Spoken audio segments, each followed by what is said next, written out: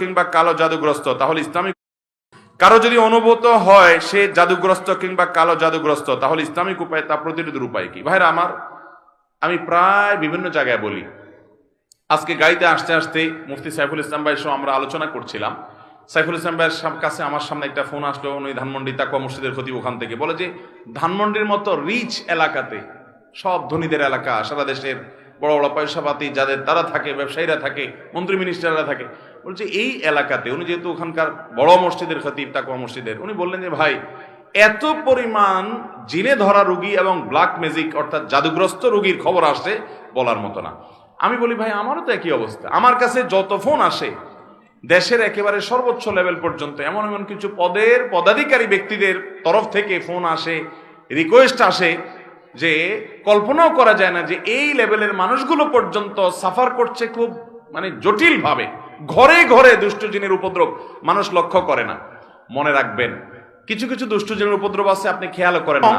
অনেক রোগ আছে কিছু লোকের, দেখবেন যে এই রোগগুলোর কোনো ট্রিটমেন্ট করে কিছু হয় না, কোনো ডায়াগনোসিস হয় না, বহু চেক আপ টেস্ট ডাক্তাররা আন্দাজ অনুমান করে বিভিন্নভাবে ট্রিটমেন্ট করেন, চেষ্টা করেন, কিন্তু কোনোভাবে ভদ্রলোক ভদ্রমহিলা সুস্থ হয় না। এরকম বহু রোগী দেখেছি আমি যে কোনোভাবে সুস্থ হয় না।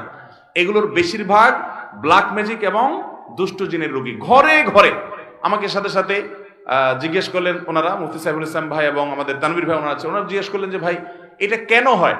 আমি বললাম কেন হয়? জিন, দুষ্ট জিন অর্থাৎ শয়তান, শয়তান তার উপযোগী জায়গায় পাইলে সে সেখানে খুঁটি গাড়ে। আমাদের বাসা বাড়িগুলোতে হারাম এই পরিমাণ হয়, আপনি ইউটিউবে ওয়াজ শুনতে যান, শুরুতে আগে পান্ডা অ্যাডভার্টাইজ দিয়ে নিবে, এরপর আরো বিভিন্ন অ্যাডভার্টাইজ আসবে এবং মিউজিক আসবে, এগুলা চলবে। এই মিউজিক যেখানে থাকে সেখানে শয়তান আসবেই, আপনি এটা নিয়ন্ত্রণ করতে হবে। আপনার বাসায় বিভিন্ন প্রাণীর ছবি টাঙিয়ে রাখবেন, এখানে শয়তান আসবেই, রহমতের ফেরেশতা ঢুকেন, হাদিসে বলা আছে, এখানে আপনার এই অবস্থা হবে। ঘরে ঘরে মানুষ এটা ফিল করছে না, বহু মানুষ হাহাকার করছে, আমরা রাকির নাম্বার দিয়ে রাকিদেরকে রেফার করে কুলাতে পারছি না, এই পরিমাণ মানুষ আক্রান্ত। বাঁচবেন কিভাবে? আমি সব জায়গায় বলার চেষ্টা করি ভাইরা আমার, নাম্বার 1, গুনাহমুক্ত বাসা করেন, বাসা বাড়িতে গুনাহ করবেন না, এগুলা থেকে বাঁচান বাসা বাড়িকে। সবচেয়ে বড় কারণ হলো, দ্বিতীয় নাম্বার যেটা বলবো সেটা হলো, আজ কোরআন তেলাওয়াত আমাদের বাসা থেকে উঠে গেছে। আমরা এখন বড় জোর ইউটিউবে একটু তেলাওয়াত চালাই দেই। আল্লাহর কসম করে বলছি, যেই বাসায় কোরআন তেলাওয়াত নিয়মিত হয়, আওয়াজ করে, শব্দ করে, ওই বাসায় ব্ল্যাক ম্যাজিক দুষ্ট জিন থাকতে পারে না। আপনি যদি মিরাকল দেখতে চান ভাইরা আমার, আমি বুকে হাত রেখে বলতে পারি, আপনি আল্লাহর কুদরত যদি দেখতে চান সরাসরি, দুষ্ট জিনের উপদ্রব আছে যে বাসায়, সে বাসায় আপনি সূরা বাকারার তেলাওয়াত চালু করে দেন, জোরে জোরে তেলাওয়াত করেন, নিজে না পারলে অডিও চালু করে দেন।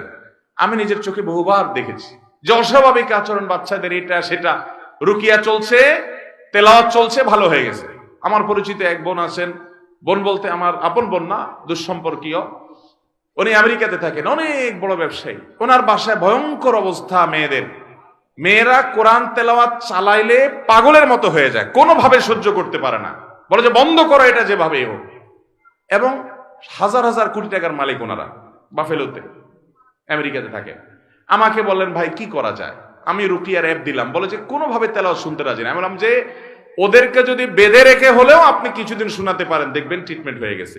আমাকে গত সপ্তাহ না তার আগের সপ্তাহ যেন কয়েকদিন আগে আমাকে জানালেন যে ভাই আপনি না দেখলে বিশ্বাস করবেন না যে আমার মেয়েরা এখন এতটা স্বাভাবিক হয়ে গেছে যে কোরআন তেলাওয়াত শোনা ছাড়া এখন আরো ঠিক থাকতে পারে না, কিন্তু প্রথম সহ্য করতে পারতো না। আমার বাসায়, আমি তো এলাকার সন্তান, আপনাদের লক্ষ্মীপুরের বশিকপুর আমার গ্রাম, সেখানে একদিন সকালবেলা আমার এক নিকটাত্মীয় এক ছেলেকে নিয়ে আসছে, ইয়াং ছেলে, যুবক মানুষ, সৌদি আরবে ছিল, বলে বিদেশ থেকে চলে আসছে। কি হয়েছে? সে আজানের আওয়াজ হলে শুনতে পারে না, তার পুরো শরীর বাঁকা হয়ে যায়।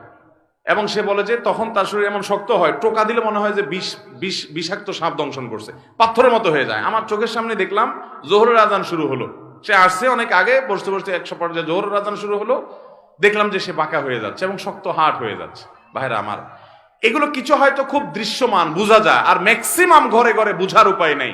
এটার মূল ট্রিটমেন্ট হলো কোরআনে কারিমের তেলাওয়াত। আজ মুসলমানের ঘরে কোরআন তেলাওয়াত, মুসলমানের যুবকরা আজ গান শুনে, আজ ঘরে ঘরে মহিলাদের মোবাইলে হারাম জিনিস দেখে, পর্ন ভিডিও এত পরিমাণ দেখে যুবকরা। এমন একজন যুবক পাওয়া হাজার হাজার যুবকের মধ্যে কঠিন হয়ে গেছে, যে যুবক বুকে হাত দিয়ে দাঁড়িয়ে বলতে পারবে এই 2 চোখ জীবনে কোনোদিন কোন নোংরা ভিডিও দেখে নাই, আলহামদুলিল্লাহ। এরকম যুবক পাওয়া যায় না ভাইরা।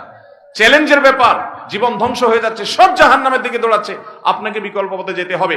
শয়তানি থেকে, বাসাবাড়ি থেকে নিজেকে বাঁচাতে চান, এবং আত্মীয় স্বজনরা অনেকে উপকার করতে গিয়ে খুনকারের কাছে যায়, খুনের কাছে যায়, আপোষের তাবিজ নেয়, এটা করে সেটা করে, এগুলা বেশিরভাগই ব্ল্যাক ম্যাজিক এবং কালো জাদু, এগুলো ধ্বংস করে দেয় মানুষের জীবনকে। এগুলো থেকে বাঁচার জন্য দ্বিতীয় আমল হলো কোরআন তেলাওয়াত করবেন, বাসায় কোরআন তেলাওয়াত চালা রাখবেন। নাম্বার 3, আপনাকে তৃতীয় যে আমল করতে হবে, আমি সব সময় বলি, বাসায় ঢুকতে বিসমিল্লাহ বলে ঢুকবেন, বাইরে বিসমিল্লাহ বলে। বিসমিল্লাহ বলা ছাড়া বাচ্চাদেরকেও ঢুকতে দিবেন না, কাজের লোককেও ঢুকতে দিবেন না। ঢুকলে আবার বাইর হওয়া, বিসমিল্লাহ পড়ে আবার বিসমিল্লাহ পড়ে ঢুকো। হাদিসে আসছে কেউ বাসায় পড়তে বিসমিল্লাহ পড়ে ঢুকলে তার সাথে শয়তান ঢুকতে পারে না, প্রত্যেকের সাথে শয়তান থাকে, ওইটা আর ঢুকতে পারে না। আর যদি বিসমিল্লাহ ছাড়া ঢুকে তাহলে শয়তানের সাথে সাথে ঢুকে পড়ে। খাওয়ার সময় বিসমিল্লাহ, সব কাজে বিসমিল্লাহ পড়বেন।